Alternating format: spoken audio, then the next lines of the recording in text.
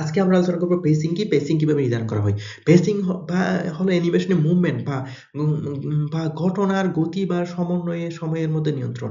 এটি নির্দেশ করে কোনো অ্যাকশন বা দৃশ্য কত দ্রুত বা ধীরে ঘটবে। সহজভাবে বলতে গেলে পেসিং হলো দৃশ্যের রিদম বা টাইমিং। মূলত পেসিং হচ্ছে কোনো একটা দৃশ্যের জন্য মুভমেন্ট বা নির্দিষ্ট সময় কত সময় ধরে সেটা করতেছে সেটা হচ্ছে পেসিং। পেসিং নির্ধারিত হয় ফ্রেম গণনার মাধ্যমে। আমরা জানি যে কোনো একটা ভিডিওর ফ্রেম হচ্ছে ২০ ফ্রেম, ২৫ ফ্রেম, ৩০ ফ্রেম এই ধরনের ফ্রেম আছে। মানে প্রতিটা সেকেন্ডে একটা ভিডিওতে কতটা ফ্রেম আছে। অ্যাকশন টাইপ অনুযায়ী যেমন সক্রিয় বা দ্রুত মুভমেন্ট যেমন দৌড়ানো, লুকানো কম ফ্রেমে সম্পন্ন হয়। ধীরে, ধীরে যদি হয় তাহলে হাঁটা বেশি ফ্রেম লাগবে।